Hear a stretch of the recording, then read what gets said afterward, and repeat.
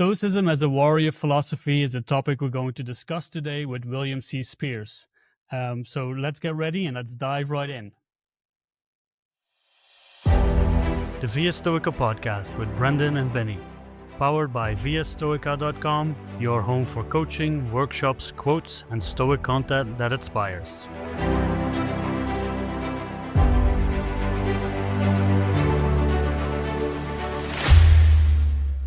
Welcome to the Via Stoica Podcast. We have got a great episode for you today. But first, I wanted to welcome my good friend and co-host, Brendan. Brendan, how are you doing? Oh, Benny, I am doing wonderful this morning. How are you doing, my friend? I'm doing good. I'm very excited about this conversation that we have. I'm looking forward to it. And I'd say, the dive right in part at the very beginning was kind of a segue already for people, but the good listeners will pick that up. But let's go, right, Brendan? Yeah, let's do it. Let's get right into it. So we want to welcome our guest, William. William, how are you doing today? I'm excellent, Benny. It's nice to meet you guys today. I really appreciate you having me on board. Yeah, of course. I like the naval terminology that we're keeping here. That's right. They're going to keep coming too. I'm sorry. I can't help the puns. Hey guys, I have to say up front, I have to say this, the opinions I express here are mine alone, and they don't represent an official position of the U.S. Department of Defense or any of its components. That's just a thing that I have to say. It's always true. Okay, cool. That's, that no pressure on the right. Conversation. Yeah. That's good. And that's really good to get it out. But let me just, get a real brief introduction of you, and then maybe you can add to it more as well. So what I see is like you're an active duty naval officer on the submarine warfare, if I'm correct, right? That's right. So I am, I'm not currently assigned to a submarine. I am, my most recent sea duty assignment was I was the second in command of a ballistic missile submarine. Before that, I've been on various attack submarines at sea, and then various other assignments. In the Navy career, we'll do a few years on a ship and then a few years ashore. So right now, I'm currently assigned to the Pentagon. I'm talking to you from Washington, D.C. Wow, nice. I think we could fill an entire episode with just like submarine life. There's so much I'd like to. Could you and maybe like. Could you just, for as much as you could disclose, what is it like to live on a submarine? It is busy. Okay, that's the best way I can put it. People often ask, how do you deal with being in an enclosed space? Well, when I look at my list of things to do, I don't really think that much about being in an enclosed space because I'm so darn busy with all the work. It's a very complicated beast to keep a submarine running and running safely. There's just an unlimited amount of maintenance to keep the thing operating.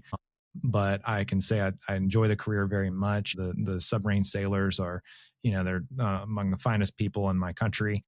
And I think it's just every day I'm blessed to have the opportunity to remain in this career and to have been in it. That's pretty awesome. It's always fascinating when people I sometimes have a little bit of claustrophobia, but I'm not sure if is that a common thing? Like, is that something that will screen you out from being on a submarine? I guess you have to have because you're on the submarine for weeks or months on end, right? That's right. You have any number of reasons that people might not be suitable to the job, that usually they find that stuff out before someone gets there. But sometimes you find out after the fact. Usually it's not claustrophobia. Usually it's some other problem with adaptation, whether it's the workload or just the stress load. Those kinds of things can drive some people a little bit loopy, and you got to get them off when that happens.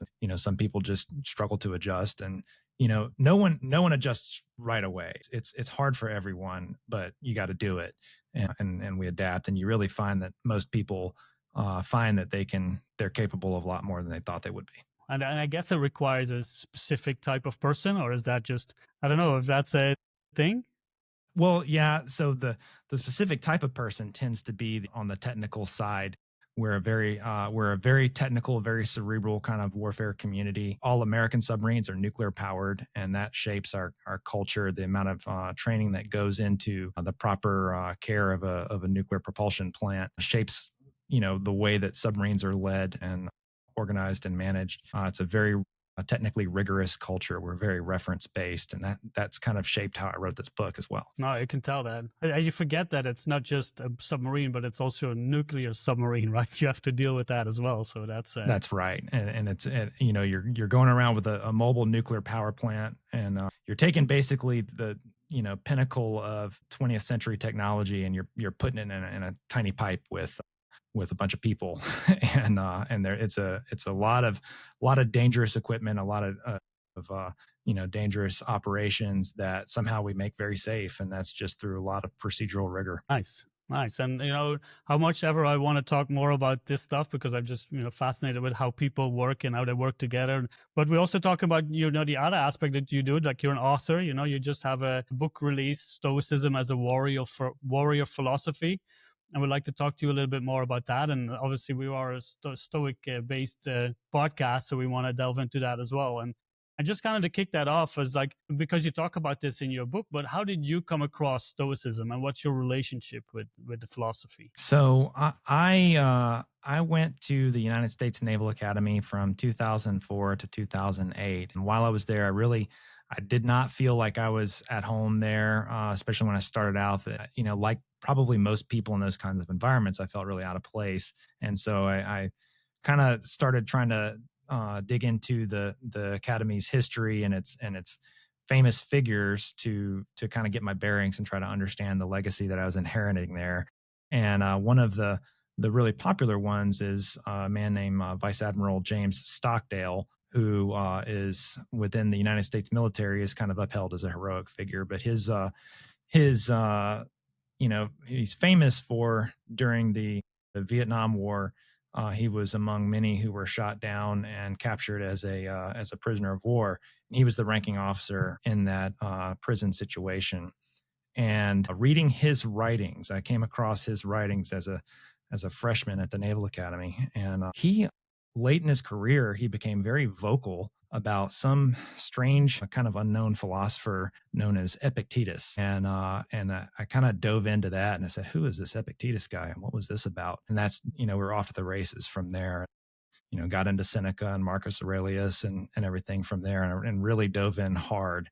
And that was kind of in the 2004, 2006 timeframe that I got really into that. Oh, nice. That's a cool way to discover it, right? Especially relationship Right. with what you're doing and how that actually helped people there. And then and how did that develop from there? Well, I kind of, it's a very busy career, and I got really into it, and I kind of decided that I'd learned everything that I was going to learn from it, and I moved on, but it kind of became baked into my personality and my way of thinking in a lot of ways, and that's in many ways that's still how I think about it. And then I went to sea in 2009 to 2011, 2012, doing submarine stuff, and the Stoicism was kind of a subroutine in the background of my thinking at that stage. And then I came back to shore duty, and I started writing on leadership and researching, and just trying to get my thoughts organized. And I stumbled across some Stoic blog, and then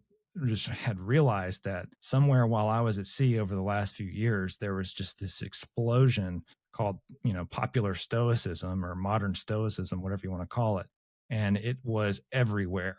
And so that was kind of the start of, like, any minute now, there's another Stoic book coming out every few months. And any minute now, someone's going to publish a book on how to, be Stoic in the military, and just no one ever did. And then there was a lot of arguments about it, and about whether Stoicism is really compatible with military service and questions like that. And then there was also this demand that, military leaders need to understand what this thing is. And so, those things kind of came together and inspired me to write the book. And I thought, Brendan, do you want to? Yeah, no, that was good. No, thanks for that, Will. And I just that's a great story about how kind of your journey. And I think, of course, like when Benny reached out and said that we were going to have someone on the author of the book, Stoicism as a Warrior Philosophy, immediately I was like, James Stockdale. That's the first person I thought of, because I remembered when he got shot down, he said, I'm going to enter the world of Epictetus now, when he was on his way to, the Hanoi Hilton and staying there. But so that's very interesting that's how you found Stoicism. But could you talk a little bit more about what kind of inspired you to write this book specifically for someone in the military, applying these teachings to that environment? Yeah. So there's kind of like three different major reasons that I felt the need to write it. The first being I wanted to get ahead of someone publishing something stupid. It's just kind of like a matter of time before someone puts out, how to use the secrets of the Stoics to be a military badass or something silly. And I kind of wanted to set the record straight, go straight to the references. Let's see what exactly the Stoics said and what the Stoics say about these things. And there's a lot of ambiguity there, but I think I suss it all out. I did spend a lot of time on the research and the original sources to kind of put together what I think the Stoics would think about military service. The kind of second reason is to present Stoicism to senior military leaders and basically be able to, drop this book on some admiral's desk and say, all right, ma'am, like this is what this Stoicism thing is, here you go. And, here's my report from beginning to end, soup to nuts. This is what Stoicism is. And let's break down all the theories, what all the Stoics said that we can find and, put it together, a package that flows logically. And then kind of the third reason is to answer this question and kind of settle this debate, or at least to weigh in on this debate of whether military service and Stoicism can go together. Okay. No, that makes a lot of sense.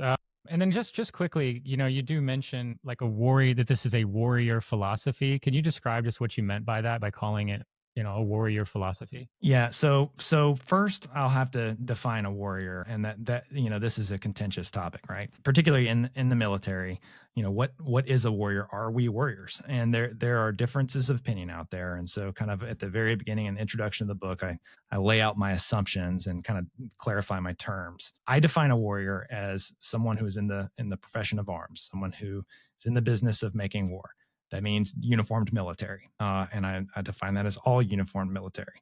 So that can be controversial. Some people who object to that characterization do so because they think that, warriors are something that are not a professional military. It speaks to, something barbaric and something tribal, and that they'll point to historical cases where, the tribal warriors were basically crushed by professional military. And so that's what we're supposed to be, and that's what we should aspire to. I would counter that and say that, those in the business of warfare did not cease to be warriors once they professionalized. They just became better at it. And I don't see any reason to avoid use of that term. The other kind of objection that I face sometimes is, how can you say that everyone is a warrior? Is a cook or an electrician on a submarine just as much of a warrior as a trigger puller, an infantryman or something like that? And I argue that there's fascinating debates that you can have about variance and warriorhood based on technical specialty or, individual experience or stuff like that. I just don't care about those arguments. It doesn't pertain to anything I'm talking about. So as part of my assumptions, I use warrior as interchangeable with service member, or military member or anything like that. At the same time, I don't think that the term warrior is something that anyone should try to defend or avoid encroachment upon, because I think it's a morally neutral term. Being a warrior doesn't make you any better than anyone else from a moral standpoint. It's not something you should try to protect. It's morally neutral. People can undertake military service for any number of virtuous or vicious reasons, any combination of those things. And that leaves it to the individual warrior's responsibility to invest their service with moral value. So that is what I mean by warrior. And that's a point I kind of emphasize throughout the book throughout the book, is that it's the individual warrior's responsibility to be something morally valuable. A warrior philosophy then is a philosophy that's appropriate to that profession, cultivates and encourages the individual qualities that one needs to be effective in that role. Nice. That's, I think that's well put, especially, sometimes for people, the word warrior is kind of already triggering, but it's good how you put it, right? That you specify it within the armed forces and people wearing the uniform and taking up that duty. Yeah. If I can add a little bit about that, just to expand on it. Part of it, the reason that I say that, a cook or an electrician is just as much of a warrior in the sense that I use the term, is that war is always a collective action. It's not, an individual doesn't wage war. Okay. And so to say that there's this variance in warriorhood based on where you fall in the chain of events that delivers combat power is kind of irrelevant to anything that I'm talking about, because I talk about the book. I talk about throughout it, I talk about warfare as a collective action. And I talk about other collective actions, being a society, and tie that into Stoic philosophy. Isn't it true that they say that wars are won by logistics? At least I was watching some documentaries about the Second World War, and the Germans, they just said like, we're gonna lose this, because they could see like products from the US being shipped to the war zone. It was like, yeah, this is not going to be our day, So that's why I think, having everybody involved, I guess. Yeah, that the old truism there is that amateurs talk about tactics, but professionals talk about logistics, and that's a very old and well established land warfare truism. Okay, and then going to that other part of the Stoicism as a warrior philosophy, we looked at what warrior and warrior philosophy is, but how would you define Stoicism for you? Yeah, so just so that I'm not talking all the time, why don't you tell me how you would define it? Can I do that just so I can riff off of you guys? No, for sure. Like for me, Stoicism is an ancient philosophy of life that helps people live more peaceful and magnanimous by observing what is happening around them, by being more aware, and by then applying some of the techniques, the dichotomy of control or the negative visualization, but really living out of virtue and finding a good relationship with themselves in the greater context of nature.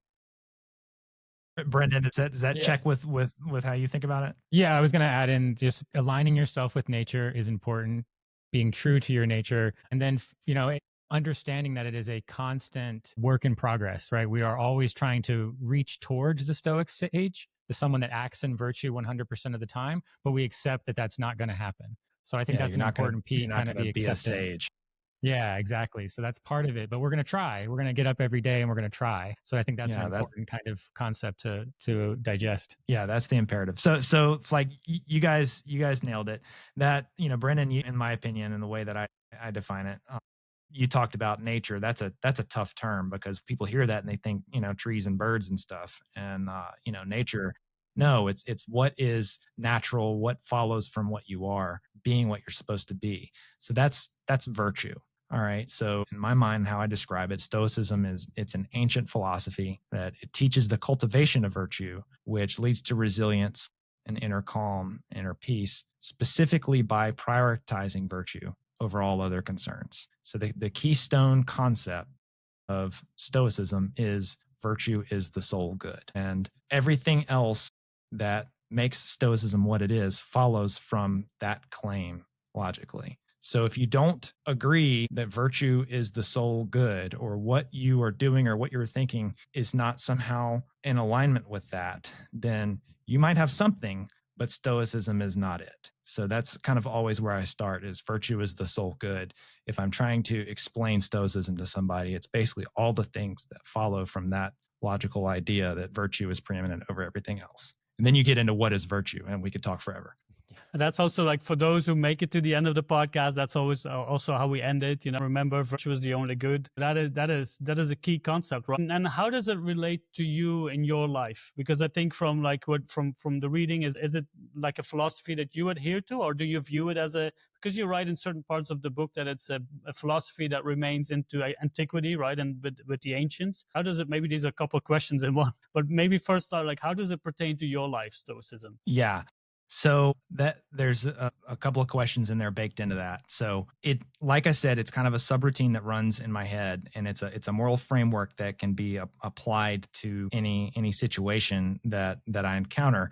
It's very helpful in setting priorities and remembering what truly matters. By remembering what truly matters, it's easier to exercise things like self-control and emotional regulation, and for me to perform better in all of my various roles, whether that's father, whether that's warfighter, a ship driver, or at the moment, guy at the Pentagon who pushes around spreadsheets. But, all those various roles requires those things like emotional resilience and self-control. Those things are valuable in all those regards. Now, you mentioned, Stoics only existing in antiquity. So it's not my position that no one can call themselves a Stoic today. That would be a misunderstanding. I lay out in the beginning of the book that when I say Stoic in my writing, I am talking about the ancient Stoics. So that is kind of an academic convention. It's a simplifying assumption that allows me to write without constantly having to say ancient. But what that also does is it allows me to avoid quibbling over what are the necessary and sufficient conditions of a modern Stoic. I just don't want to argue about that because the jury's still out. So, like I've said, I think a necessary condition is that your philosophy follows from the precept that virtue is the sole good. But from there, what are the sufficient conditions to say that someone is actually a true Stoic? Gosh, I don't know. I don't know who has the authority to make that call. I'd like to stay out of that. It's not a debate that shouldn't happen. It's just not my role to settle that. I don't really care, So I don't call myself a Stoic myself because, there are some situations where Stoicism isn't necessarily the way I think about things. I think that all sets of received wisdom should be applied selectively and thought through. And I think we've got to constantly do the work of thinking through, do we really agree with these things? And so I'm very careful about using the phrase philosophy of life. I don't have any problem with anyone who does, but I personally, I'm careful about that because it implies commitment to a way of thinking that maybe I don't fully understand yet. So if I approach Stoicism and I say, okay, this is really good. I'm going to be a Stoic now. This is going to be my philosophy of life. Let's see. Marcus Aurelius says that, we should do away with fancy clothes and eat simple foods. So that's what I'm going to do. I'm going to get rid of all my fancy clothes. Well, that's not really how we should approach this, I think. I think the question should be, is he right? And why is that a Stoic position, if indeed it is? And I think that's what it means to think about things like philosophers instead of necessarily faith adherent. It has to be approached like a philosophy, which means we have to do the work of thinking through these things ourselves and deciding if we really agree with them. And I think a necessary precept to that is that our teachers could be wrong. These people, Marcus Aurelius, Epictetus, Seneca, however much we respect them and however wise they were humans. They can be right about a lot of stuff, but they can be wrong about some stuff too. And it's necessary to be able to say that so that we are doing the work of thinking through it on our own. Yeah, well said. No, I think because I was like Benny, I was originally confused, I guess I could say, by that idea when you were like kind of saying that you can't be a Stoic today, but I get what you're saying and I understand that logic. Yeah, and just to be clear, at the end of the book, once I have talked about all these things and I've used the word Stoic to mean ancient Stoics for 100 times in this book, at the end in the epilogue, I say, hey, it's important that we acknowledge modern Stoics exist simply because they claim to. Now, what that actually means, the jury's out on that. We got to figure that out. And that's kind of the epilogue. Okay, let's go forward and let's figure out what that means. Yeah. But I think it's good, like you said, to have this kind of moral framework, especially in a military content. But I do wonder, and just for you, I'm not someone who's been in the military before, but I know it to be a very hierarchical sort of situation. You listen to the orders from the top. How should a warrior think about something if they're receiving what they consider to be unethical orders or misguided leadership? How would a Stoic warrior kind of handle that, in your opinion? So I basically devote a chapter to this at the end, chapter 6, where I get really into just war theory and kind of a theory of moral autonomy within a hierarchy. But for one thing, being a warrior is going to mean making bad plans and bad bosses successful. That's part of it. Okay. Now, from there, I've got a mandate to disobey any unlawful orders. And that rules out the vast majority of historical cases where you see some kind of terrible thing that has happened that you say, wow, that was a really unethical act that military force did there. A lot of those things are illegal. and we are trained today, and this is kind of a modern thing. This is fairly recent in history that militaries, and it's not just the US military, it's basically any modern military today, is going to be trained to disobey unlawful orders. And that's going to rule out your massacres and things like that. Anything that is going to, directly attacking civilians, things like that. Those are all unlawful orders. And it's not just because they're nice guys that they're trained to disobey such things. It's because those things are a massive strategic liability. They are very, in addition to being horrible, they're, from a moral standpoint, they are very detrimental to whatever your war effort is. If you want to win a war, the moral component is a very important part of that. And that's a modern phenomenon. Michael Walzer talks about that as who's an important just war philosopher today, talks about that as being an important modern phenomenon. And that's kind of part of the reason that I think that just war theory is not just this some old boring thing that kind of doesn't really matter more. I think it matters enormously in terms of moral progress as a species, because it's really changed the character of war in a lot of ways. But as far as disobedience and disobedience being justified, well, what if I receive an order that is lawful and yet is still immoral? Can that happen? And yes, it can.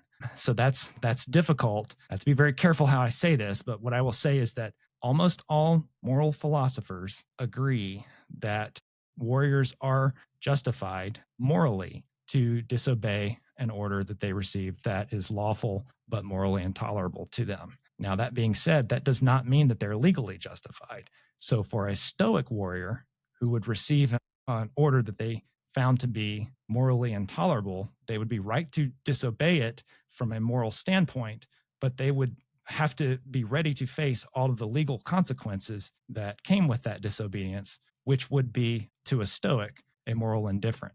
You can send me to jail, or you can send my body to jail, but you're not going to imprison my choice. Yeah, that's and just to kind of piggyback on that, about the just war, because you talk about this as well in your book, right? The when is a war just, or when isn't it? And from a Stoic point of view, can you elaborate a little bit more on that? Like when does a warrior, or when does like a nation, right? And we can talk about the intricacies of like the community there, but when is a war just? So this is something that has been argued about. Most of what we know about just war theory kind of coalesced in the Middle Ages, and that's where you get theories of just war, where you've got the war can be just if it's declared by a legitimate authority for a just cause with right intention, so no ulterior motives. It's a last resort. Prerequisites of proportionality and non-combatant discrimination are met. All these kind of legalistic terms come from that. That actually, all those theories can be traced back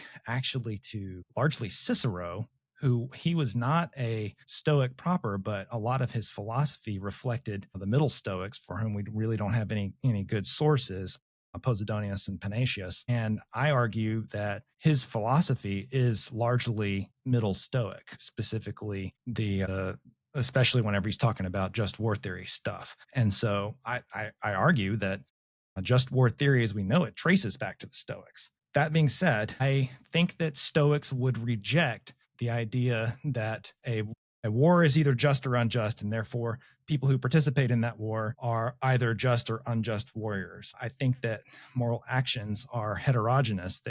Each individual action has to be evaluated in its own context. And the greater war, the greater collective action that it is a part of, is part of that context, but it's not everything. So you can't just say this war is just, and therefore everything that happens in it is justified. That's not true. These are all individual actions, and everyone's individual situation is unique. And that's a burden on the individual warfighter, whether he is a general or a soldier. And he's got to think about that and evaluate that, and he's accountable for it morally. And I think that that's the way that the Stoics would think about it. So I would argue that, wars they're always messy. They're always big, sloppy collective endeavors, and they always involve injustice, lies, grievances, aggrieved parties, victims, just like any other collective action. Anything that we do collectively is going to involve all those things, and we've got to navigate that. It's a mess, and war is no different.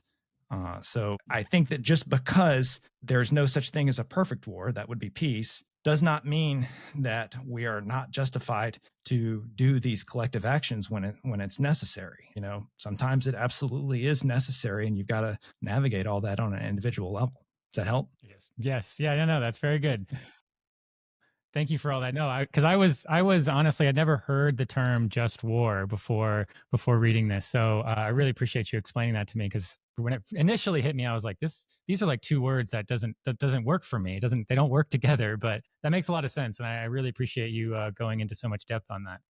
Yeah, so I can expand a little bit on Yeah. kind of just how important this is. So Please. things like the law of armed conflict that constrains the actions of all the treaties, the Geneva Conventions, These things have demonstrably lowered human suffering massively across the world. And they are themselves products of just war thinking. So Cicero, people have said, how dare you try to justify warfare and say that warfare can be justified? It's always, horrible. And I mean, the traditional counter is, yep, it sure is. And it happens anyway. So let's talk about when it is justified, when it is the right thing to do, because sometimes it is the right thing to do, whether it is to stop a genocide, whether it is to prevent the proliferation of nuclear weapons, whether it is to keep the sea lanes open, whether it is to keep the country together whenever, the South wants to split off because it wants to continue to have slavery. Sometimes war is justified. And you got to think about it and think about why and when that is. And that is just war theory. And it's a very important thing to think about. It has had massive ramifications to the betterment of our species. Yeah, no, that's really important because it is something that on the surface seems, morally questionable at least, but like the examples that you laid out though, those are, great kind of ways to think about it from a different perspective, that it isn't just about, because I think traditionally, at least for me, it's war is something that happens because you're trying to take something, you're trying to overthrow a government or take land back or something like that, and it's not always that. So that's a very important nuance, I think, to the discussion. Yeah, and I'm careful to make it clear when the Stoics talk about it. It seems pretty clear that they view it as always the outcome, always the result of human folly. But it is, when viewed as a force of nature, well, it's not a force of nature. It's a force of human stupidity, but it does happen, and we have appropriate actions attendant to that. Like, for instance, Epictetus talks about it, about the destruction of war's destruction as a dispreferred indifferent. But whenever it happens, that doesn't change the fact that maybe my appropriate action in a given situation is to go to war. Yeah, and I wanted to kind of add to that as well, because you wrote this book for the leadership, right, and for warriors, and what are the kind of the lessons that you think that they could take out of the combination of Stoicism, of the practice, the philosophy of Stoicism and warfare? Where do you think that the benefits might be for those in leadership, and also just like everybody involved, like all the warriors? Well, the most immediate and salient benefits are those that come from the techniques that are all the psychological techniques, whether you want to call them premeditatio malorum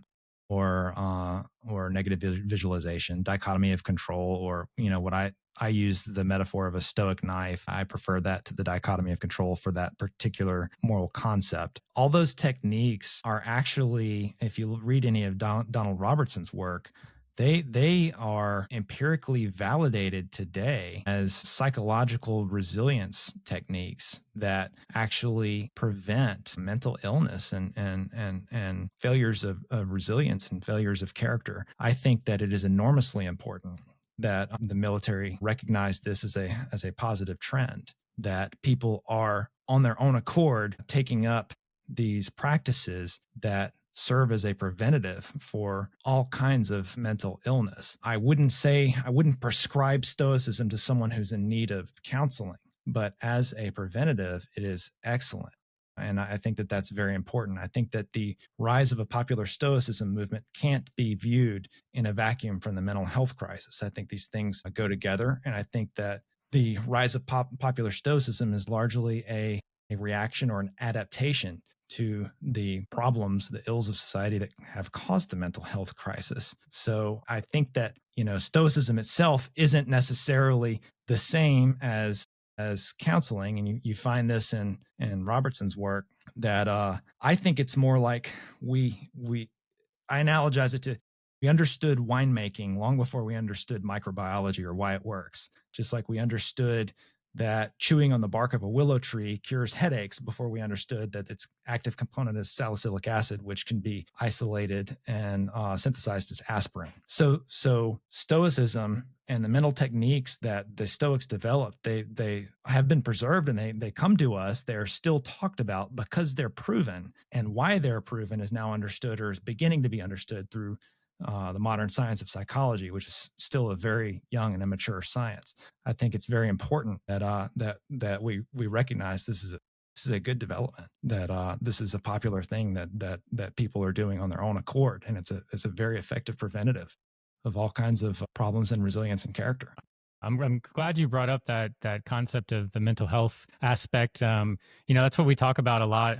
As it relates to our coaching, is that we're not here to replace therapists, but maybe as a step on the way there, or a step down after therapy. That this Stoic coaching and that sort of idea is something to be done kind of before or after the fact, because it is kind of like a peer support situation. And I think it is really helpful from, obviously we do have some sort of mental health issue going on in the US and globally, I would argue. And I think that is, like you say, leading to the rise of people searching for some sort of framework to use to make their lives a little easier. I also, go ahead. I was going to say, can you guys, I'm just curious how this works in your Stoic coaching practice. Can you describe and help me understand how the mental techniques and the psychology aspect of it, how does that play into whenever you're coaching someone into the moral piece of it? Like, how do you tie those things together, or do you just talk about the techniques, or what? Whenever you're coaching someone in how to apply Stoicism in their lives, kind of what are you training them toward there? The virtue is the soul good, or negative visualization, or somehow bringing those things together? Yeah, so it will depend on the individual and kind of where they are in their journey, because we've coached people that barely have any sort of, let's say, practice with Stoicism. Maybe they're aware of it, but not necessarily into the individual practices. And then we have people that have been studying it for years. So it kind of depends on where they're at in the journey. But at the end of the day, we're really there kind of walking alongside someone, less like a teacher sort of relationship and more like two buddies trying to figure out the problem. Gotcha. The client guide it mostly, and then we offer in our kind of 2 cents and techniques and things like that can be used given that particular problem that person's facing. But I wanted to ask you specifically about not only, the teachings of Stoicism, but I know that one of the kind of problematic or issues that people in the military can face is when they have been away, whether that's on a submarine or often to a foreign land for a few years or a year, and then they come back home, and that transition into back home and how difficult that process can be. What sort of things do you think Stoicism can give people in the military to kind of make that transition a little bit easier? So the person who's written really well on this is Nancy Sherman. She's got a couple of books out, Stoic Warriors and Stoic Wisdom, talk about this particular topic. Now, Sherman is careful to qualify that rigid and kind of orthodox application of Stoicism may not be good and may in fact be harmful to someone who is trying to recover from something like post-traumatic stress disorder. At the same time, the overwhelming thing is that it's a positive thing to understand your impressions and understand how you think through problems and find that resonance with a philosophical worldview. I have no experience with post-traumatic stress disorder, so I'm very careful to talk about that as if I had any expertise there. What I can say is that what I do have experience with is as a naval officer is having sailors who have needs, psychological needs that I can't meet. And that happens all the time, where we have a sailor who has some kind of emotional problem and we need to get him to a doctor. My approach to that kind of thing is, let's get this person to a doctor, someone who has the expertise and the training to deal with this thing. So that's why I've got to be very careful about saying, y'all guys need Epictetus, if someone's got a serious emotional problem. I'm not gonna do that. Again, I think it's very good as a preventative. I think that you would have better resilience and better ability to digest and understand the things that cause things like post-traumatic stress disorder and moral injury with a Stoic approach before and a kind of a Stoic subroutine in your brain space before you end up in those situations that cause those kinds of maladies that someone would have, if that helps.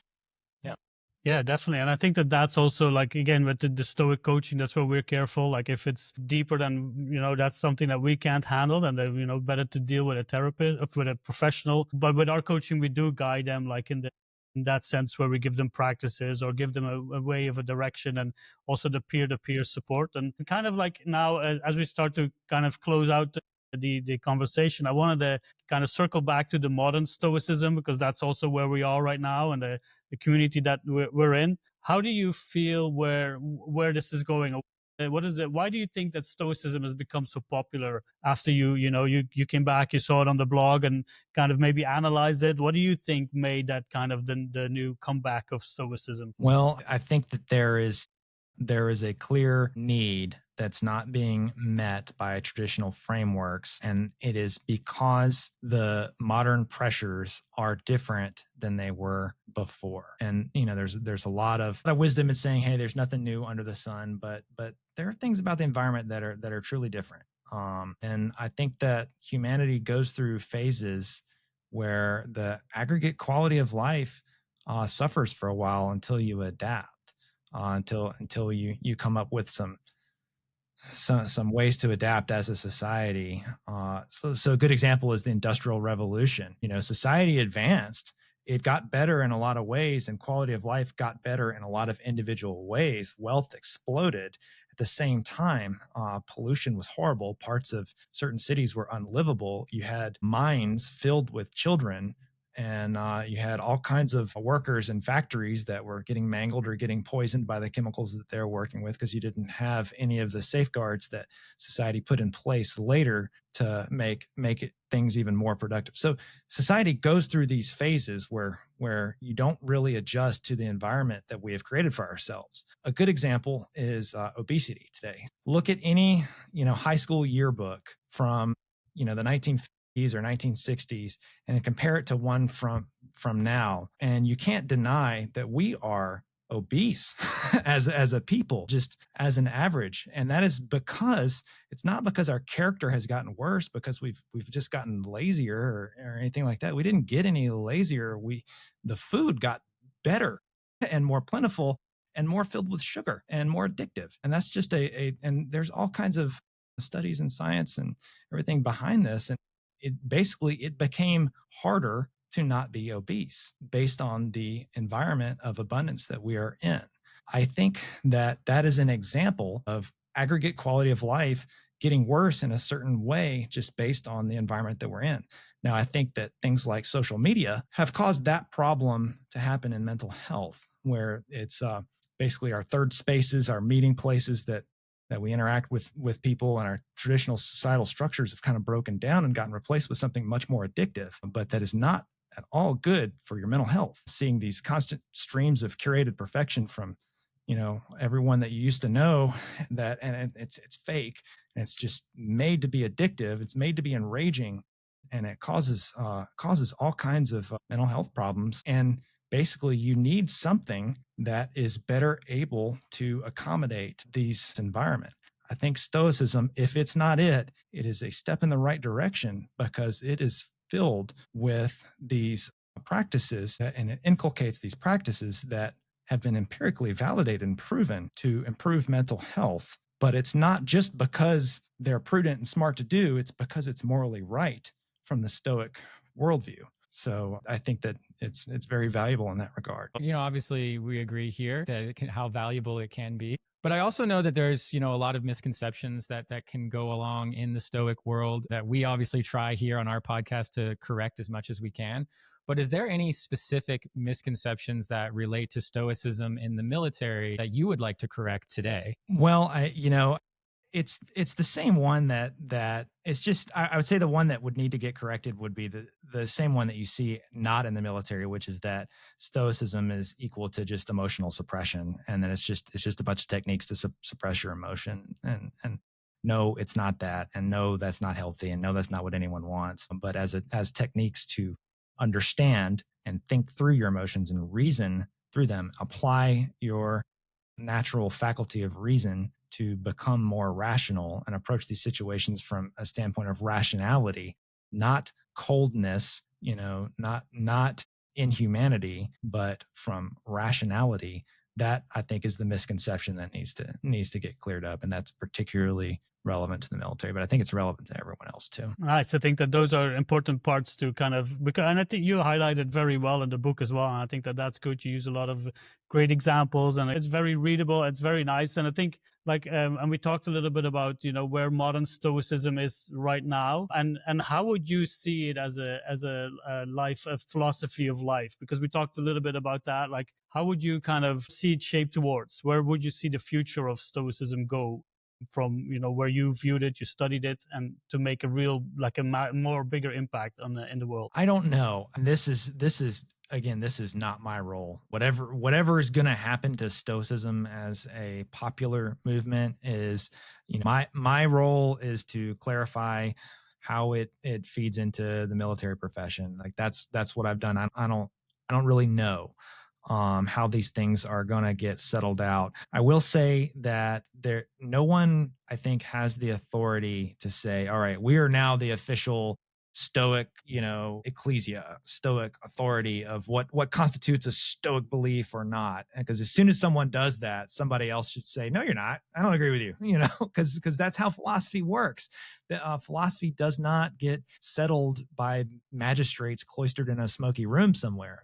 Philosophy gets settled in the arena of open discourse and where ideas come into conflict. That's how you think like philosophers.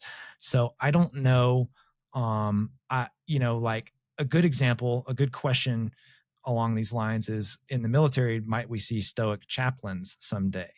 And I say, I don't know. I am generally resistant to the idea of pigeonholing Stoicism into a religious framework or kind of a religious view. I think Stoicism can coexist with religious frameworks. It doesn't need to compete with them. In fact, many prominent religious frameworks today are shot through with Stoic ideas that they either inherited with the Stoics or they bounced off of Stoics at some point in their formation. And I talk about that in the book and provide some kind of references for digging in that as well. I think that it's definitely a product. Modern Stoicism is definitely a product of the modern age. And so it's largely going to continue to exist online. I don't know how it transitions to any kind of communities that people meet up. I don't think you're going to have Stoic churches or anything like that, or some equivalent to that. I would resist that. Again, that would be more, painting it into kind of a religious framework, which I think would be a step away from thinking philosophically and thinking critically and bouncing ideas off of one another. But I think, online communities are going to continue to thrive. They're going to continue to evolve. They're going to compete with each other. You're going to have little communities that form up, and these guys are going to say this is what a true Stoic is, and these guys are going to say no, it's this, and and then people will gravitate to one or the other. Some will die, some will flourish. It's going to be interesting, but I cannot begin to predict where it's going to go. Wow. No, that's a very interesting outlook. I don't disagree. I think that's exactly what it is. And I think this, what you're doing with this book and taking Stoicism and applying it to something specific like the military, I believe that's kind of the future of Stoicism. We've had so many books about living the good life and how to apply Stoicism to do this. But getting into the nuances of specific areas, whether that's specific industries or parenting or whatever that may be, I think that is kind of the next phase. But I love what you're talking about too, with just these kind of small online communities forming, because that I feel like is one thing that is really sort of lacking in the Stoic world, is like a community, a place to gather that people can go to and kind of, like you say, have this arena of discourse. I really like that phrase. But yeah, so as we wrap this up, I just want to make sure that people know where to find you, where to buy the book. So if you want to kind of give us that information so that the listeners have that. Yeah. If you could do me a favor and just put links to it on in the show notes, and people can find it that way. I have a website, williamcspears.com. That's just where I hang stuff and kind of put updates.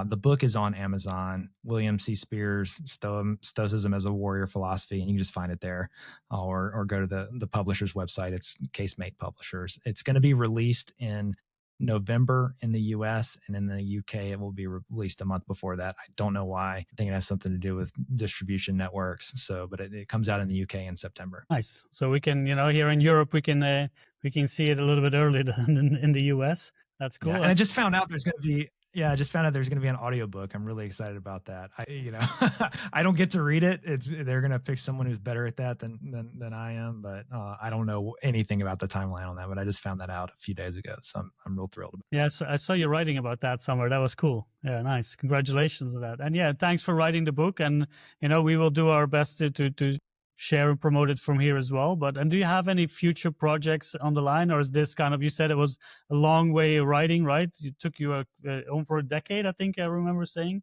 Do you have any other future books in the pipeline?